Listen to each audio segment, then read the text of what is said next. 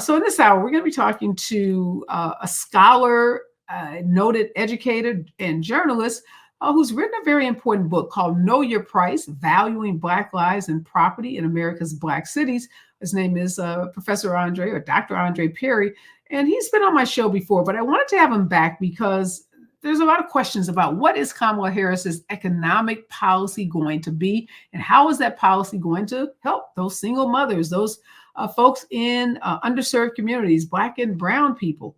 In 2024, during the State of the Union address, Joe Biden told us that the country's racial wealth gap is the smallest that it has been in 20 years. Now, shortly after he made that statement at the State of the Union, some scholars at Duke University wrote a paper, wrote a press release, are quoted in an article saying, wait, what? Not so fast, Mr. President. They said we need to make an important correction. And in fact, they say the modern racial wealth gap is in fact growing. And they say that's in large part because of the cumulative impact of the country's racial history and intergenerational transfers of wealth from older generations to younger ones.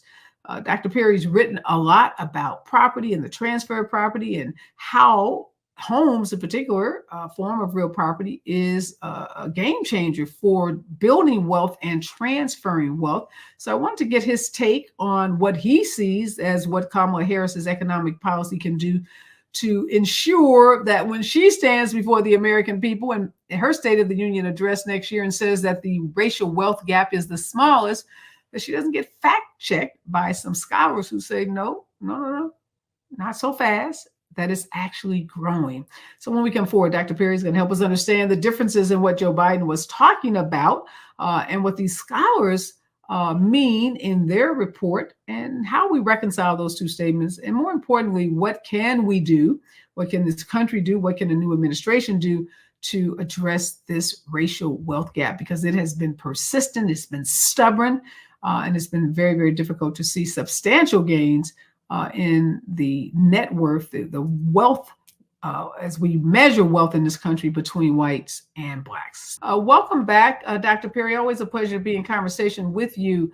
I don't know if you had seen the statement by Joe Biden or the report and study by these the Samuel Du Bois Cook Center for Social Equity at Duke University. But how do we reconcile these two statements? Are they inconsistent, or are they comparing apples and oranges? Oh, no. But first of all, thank you for inviting me. It's always a pleasure to see you. And thank you for the information, the up-to-date information, and going in depth on a lot of issues. Now, no, they're both right in a sense that Biden is talking about the black-white ratio. And so it's just one measure that is used where you compare black wealth to white wealth. Just as if folks can go back to their work on fractions, you put black wealth on the top line and white wealth in the bottom line, and you look at the ratio. Now that ratio has gone up and down over the last 20 years. So in 2013, it was the same ratio it is today. But there's another measure, and this is what the authors at Duke essentially elevated, and that's nominal wealth, or wealth in just real absolute dollars. And in fact, I looked at this issue about a year ago. We wrote a piece called "Black Wealth is Growing, but so is the Wealth Gap." And what you see is that over the last 20 years, wealth in the African American community is actually growing, but because Black people were prohibited from garnering the kind of wealth as white individuals, they had less resources to invest in. And so essentially compounded interest, let's just use that as a metaphor, that white people use their discretionary resources to invest in themselves and pass on that wealth to their children. And their children invested in themselves as well, and their children. So the absolute amount of wealth is just growing a lot faster for white people than it is for Black, brown, and Asian folks. So they're both right, but In real terms, I mean, in real dollars, white wealth is just growing at a much faster rate. And if I can just add a few more bullet points that we probably need to talk about. Black wealth is highly concentrated in housing. And we'll talk a little bit about my work in housing, I'm sure. Most of Black wealth is concentrated in housing. Most of brown wealth is concentrated in housing. Second on the list for Black people are business equity. Now, what you see in white and Asian households, stock equity Mm. leads in the wealth generation, as opposed to business and housing. It's pretty evenly split among Mhm. those other groups. And so Black wealth really goes along with the housing market. So right now the housing prices are up, so Black wealth is up. When housing prices go down, Black wealth goes down. And so there's another reason why Black wealth is doesn't grow as fast, and that's because we don't have as many resources in the stock market, and we don't participate in the stock market as much as our white peers. And so because the returns in the stock market can be much higher, and they have been in recent years, you're seeing expanding of white wealth versus Black wealth. So there's a lot. I said a lot there, but the bottom line is that there's much more white wealth. Black wealth is growing. I just want to be clear about there's room for optimism in that Black businesses are growing, Black people are participating in the workforce at higher levels. So there's a lot to cheer, but white wealth overall is just growing at a much faster rate. And Professor, are you familiar with a professor out of Morgan State? His name is Jared Ball. He's Yes. written a book. Okay, so you know Professor Ball. So I had Professor Ball on, and we were talking about, I mean, kind of this subject because his book is kind of taking to task this notion that uh, how folks in Black media in particular talk about Black wealth and the Black wealth gap, or the Black white wealth gap. And Dr. Ball, I don't want to put words into his mouth, but I think I'm paraphrasing this correctly. I think he has a less positive view on the growth of Black wealth. He talks about Black buying power being misleading and being a misnomer because he talks about the relatively small amount of Black buying power that we have. So again, is that inconsistent with what you're saying? Because it just seems like to me there's a lot of information about Black wealth that's confusing to me, and I'm an economics major undergraduate. So I'm wondering if I'm confused about it. Are Black folks, who don't have an economics or some kind of financial background, are they equally going to be confused by all these different statements about where we are in terms of our wealth? Yeah, I think there's a lot of confusion. The main piece that confuses people is the difference between income and wealth. Wealth is the total sum of everything you own.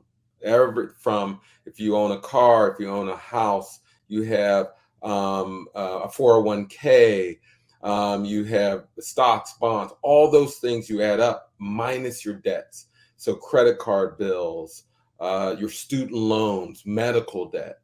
Now, in many ways, the Black middle class is growing in terms of income.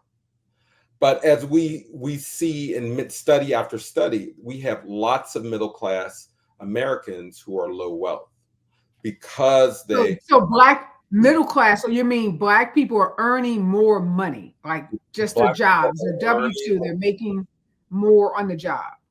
That's right. But when there is a financial shock of some sort, of pandemic, housing crisis, tech crisis, Black people have this less resources to lean upon to deal with those shocks. And Mhm. that's where you see the real difference.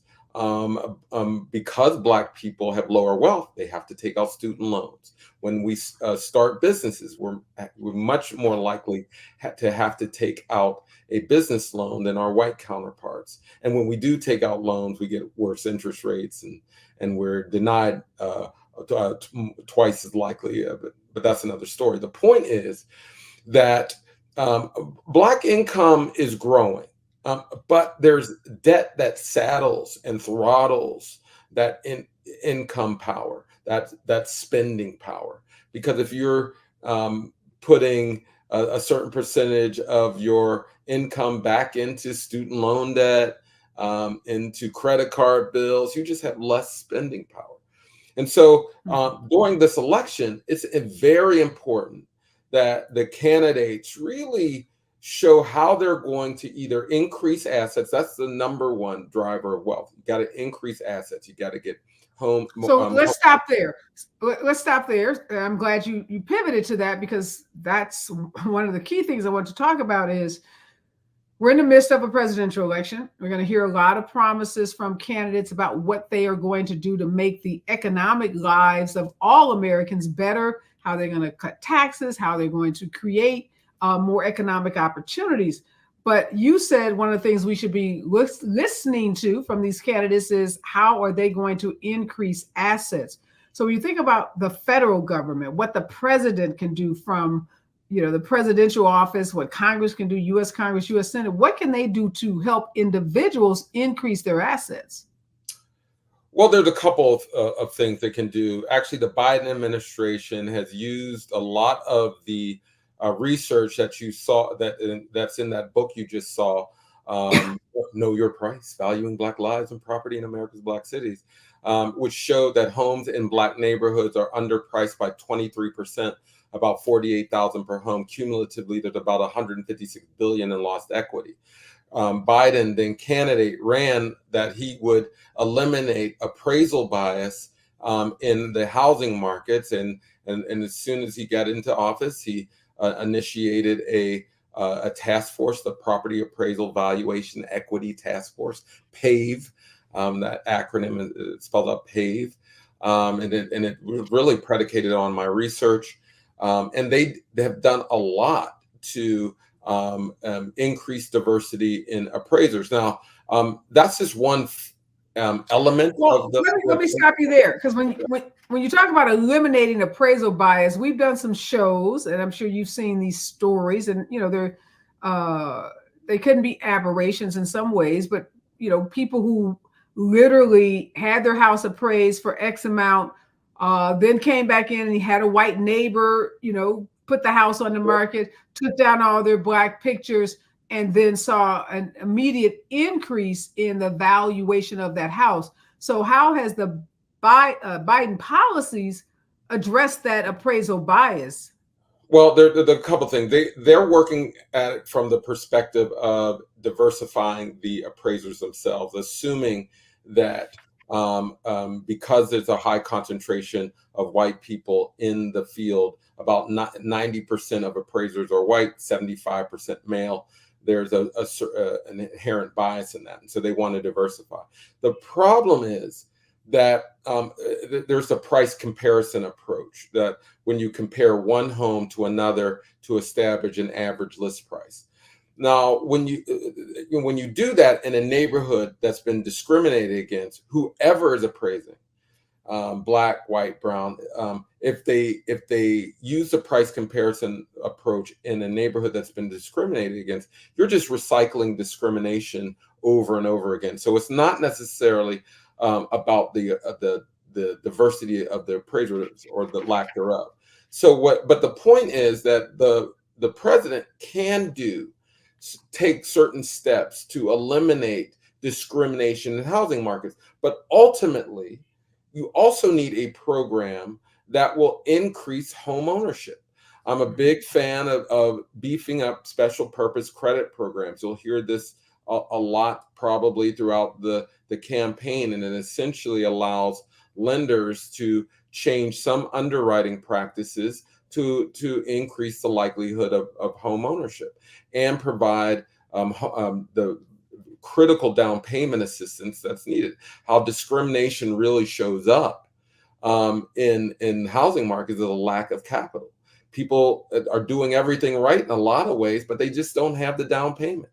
So if you can create programs that give people the down payment, or better yet, create new mortgages that don't even require a down payment. Now, remember, a lot of people say, well, what about 2007, 2008, the housing crisis? But this is a little bit different. This is saying, hey, let's look at people who have done everything right, that their credit scores are good, they have a job, they just don't. But wait a minute. We know that the president and vice president have worked on an initiative around credit scores because so many Black and brown people have their credit scores dinged because of medical bills, and that causes, if your credit score has been dinged, then getting not only buying a home but even renting an apartment or buying a car can be problematic. When we come forward, I want to continue this conversation about what the president and the office of the president can do to increase home ownership, including, like you say, changing mortgages so you don't even have to have a down payment. Talk about college students. They're really being focused on in this election. We know Joe Biden, under his administration, tried to wipe out a lot of debt.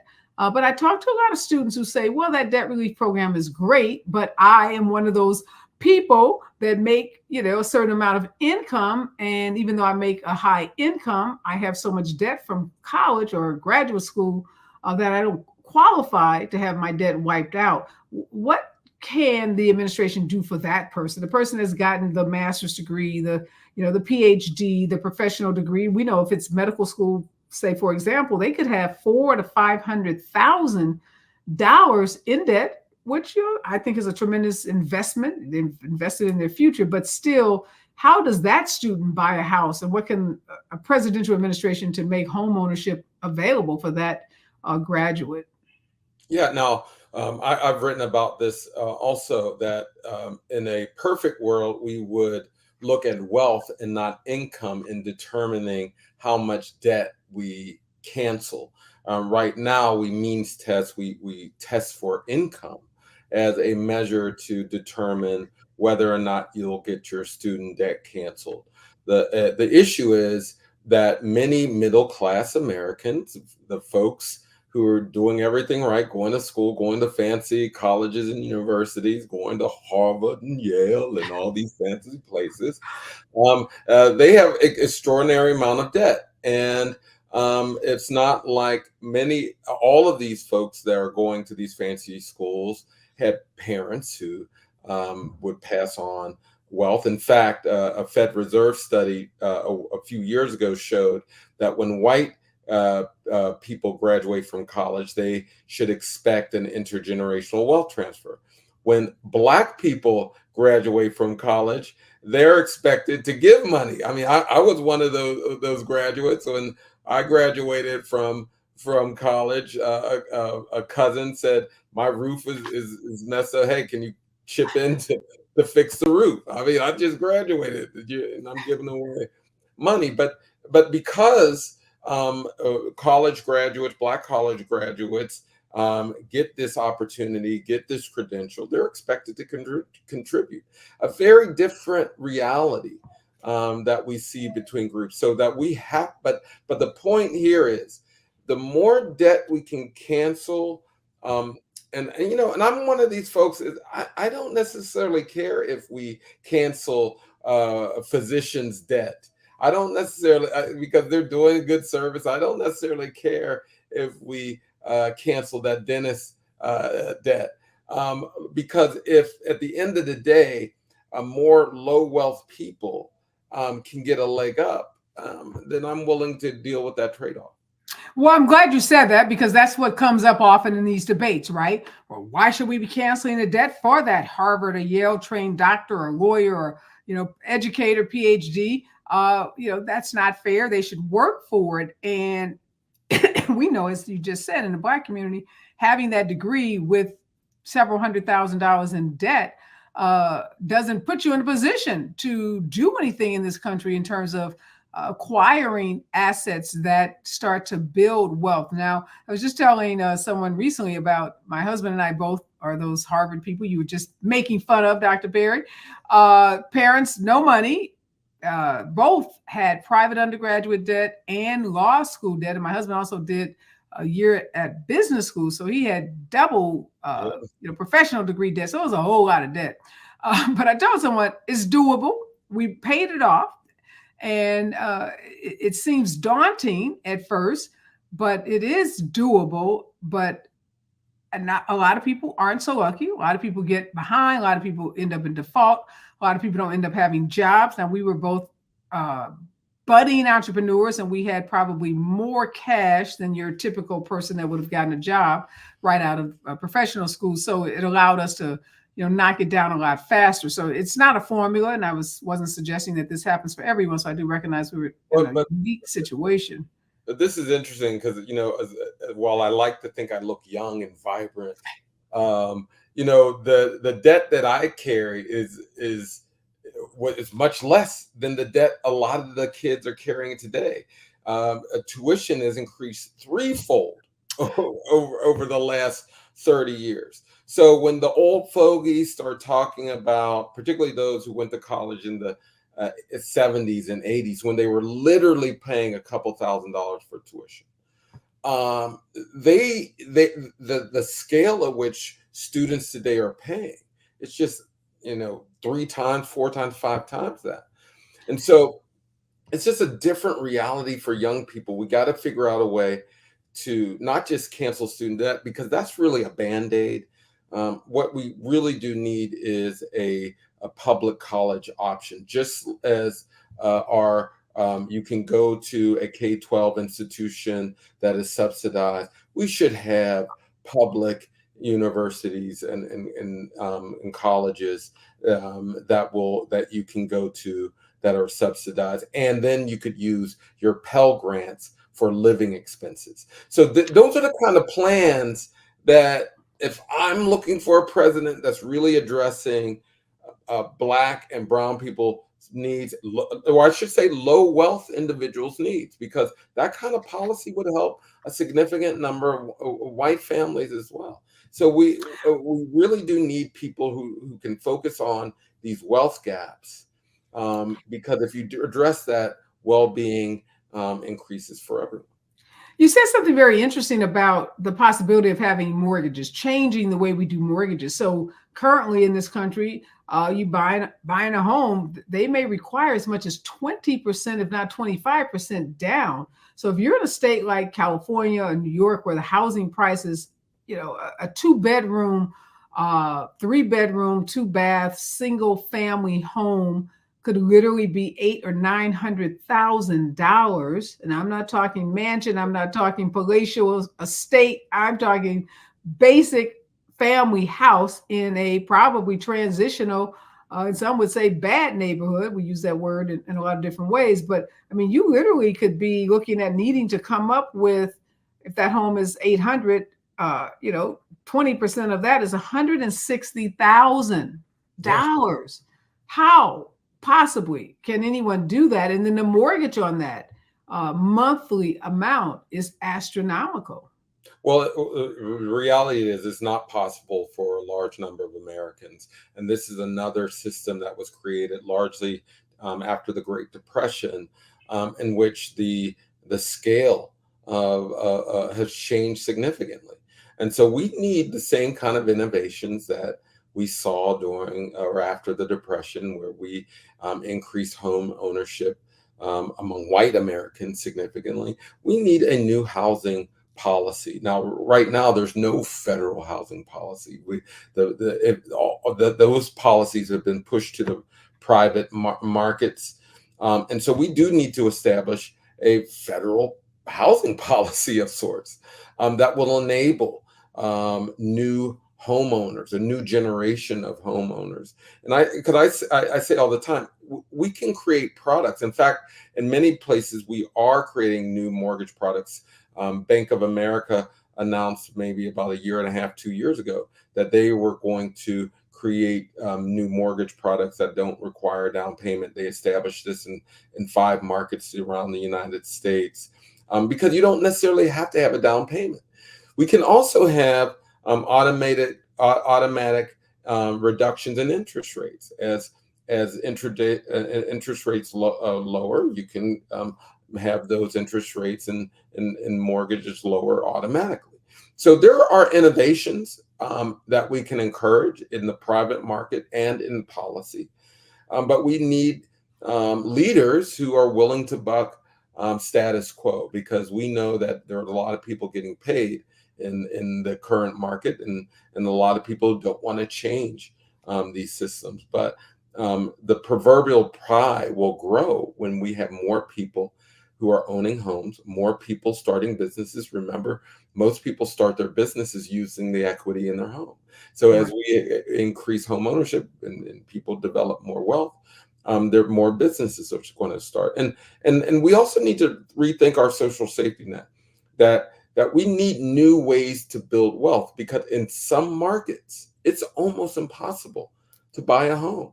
And if you're a teacher, if you're a nurse. Well, California, Los Angeles, San Francisco, those are two of the markets where literally young people coming out of college with these degrees that should be able to, as you said, professionals, teachers, nurses, firemen, even young lawyers and young doctors. I mean, think about even doctors who go into big health systems. They're not making the kind of money that would even allow them to qualify for some of these large mortgages. So even though I agree, like, I don't know what Wells Fargo did by eliminating the down payment, but if you're buying an $800,000 home, I mean, a mortgage on an $800,000 home is still what, $8,000 to $10,000 a month? Yeah. So that is still quite unaffordable for most people, in addition to those student loan debts that they have to pay. I want to talk about reparations though when we come forward, because that's another way that is often talked about, that can be used, a tool that can be used to close in some ways, or shorten or make the Black-white wealth gap, the white-black wealth gap, smaller. I want to get your take on that and how that might show up in this 100 days before the election. I suspect, Professor Perry, that if there is a Harris administration, you will play a key role as well in helping that administration look at ways to address this Black-white wealth gap. You talked about home ownership as being one way. You say that white wealth is so much greater than blacks because they have other forms of wealth in the form of investments and stocks and bonds and portfolio, different oftentimes than black homeowners. Even when black folks own homes, they typically don't have those other assets. But what about reparations? So it's something I'm really interested in. I've been lead counsel on several reparations cases throughout the country. We've heard it talked about a great deal in the U.S. Congress. There's that study bill, H.R. 40. Oftentimes, though, we don't have profiles in courage during election years, because we also know reparations can be quite a controversial topic, despite seeing leadership on it from states like California and a lot of local initiatives. But what are you feeling, thinking, projecting about reparations in this moment in terms of what's likely to happen? And do we get this country to a point where it seriously considers reparations for the descendants of African, those who were enslaved, in this country? Well, my position is that we should not expect it to come from Washington. We're going to have to see reparations at a local level. Reparations won't come from Washington. It'll go to Washington, so to speak. But why? We saw reparations for the Japanese. That came from Washington. Certainly, but when we're talking about, in many ways, we believe in reparations. I think PPP loans were a form of reparations, in a sense that when people were injured because of not their doing, the federal government responded, and we've seen reparations for a number of groups, even to a certain extent. 9/11 victims received a form of reparation. But we believe in reparations, except for when it comes to Black people, and that's when you see a change of strategy that's required. And so, what I'm encouraged by the efforts at the local and state level, because it's really cultivating awareness of what this is about. This is about redressing the discrimination that many people are living with. And it's not just for slavery. I mean, there's significant discrimination in housing, in education, and there are claims that can be made for all of those things at the municipal level, at the state level, among churches, universities, and all of these things should be in play. So for me, it is about just I mean, it falls in the category, I guess, for tort reform. I mean, tort law. And that's when you're injured, you should get damages for the injury. And there's been years and generations of delay in addressing the injury. How would reparations specifically, though, address the racial wealth gap? Oh, because it's really gaining the capital that we did not receive because of past discrimination. Can you imagine? I mean, Black wealth is growing now.